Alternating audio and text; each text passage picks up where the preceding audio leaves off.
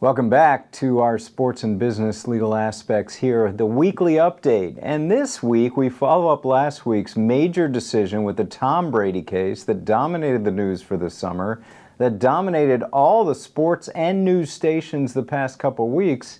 And I'm here to say that may have not even been the most important sports law case revolving around the NFL of the month, of the week. Here's what else happened, and I'll give you a nutshell for this week's update. A judge in a Minnesota federal district court dismissed the NFLPA, the union's claim that the NFL colluded, the collusion case in 2010. The backdrop there, 2010 was an uncapped year, no salary cap. As per the agreement with all NFL CBAs, the last year of the deal is uncapped, no salary cap. The theory is get both sides together, negotiate a new contract before you deal with the vagaries of an uncapped year. Well, of course it didn't happen in terms of getting a new deal, and we did have an uncapped year, a year without a salary cap in 2010. The visions for the players' side was, oh boy, no salary cap, now we can have wild spending among teams. Well, it didn't materialize because not only does a cap provide a minimum spending allocation, it has no maximum, it has no minimum as well. So that means teams were free to spend not only as much as they wanted, but also as little as they wanted. The cap has a regulating effect between a minimum, and a maximum. Well, in 2010, some teams, notably the Carolina Panthers, I think were very notable in this.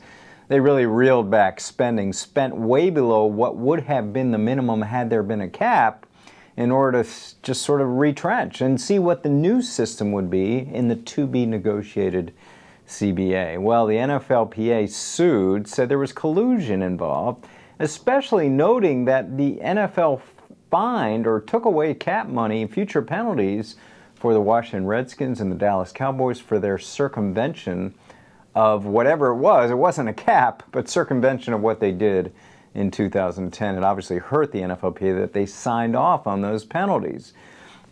Here's what the judge said. Judge Michael Davis in this Minnesota District Court said, the NFLPA signed away its rights to sue for collusion. In the CBA, there's a part of it that says the NFLPA agrees to release claims for many things, including collusion claims. Now, the NFLPA says they were duped into that. That shouldn't apply here. All the actions that went on by the NFL should be culpable regardless of what the agreement says. Well, the judge in Minnesota said no.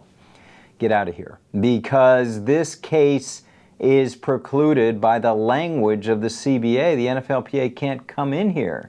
And they do say in the opinion that they had skilled and able negotiators and they could have not had this in there. It is in there, and a line to the effect of belated regret over that decision to put it in there is regret, but not actionable.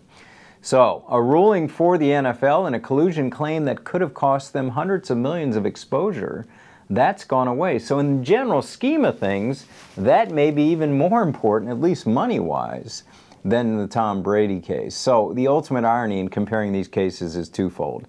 Number one, there's some parallels. Judge Berman never dealt with the innocence or guilt of Tom Brady. Judge Davis never dealt with the innocence or guilt of collusion by the NFL owners.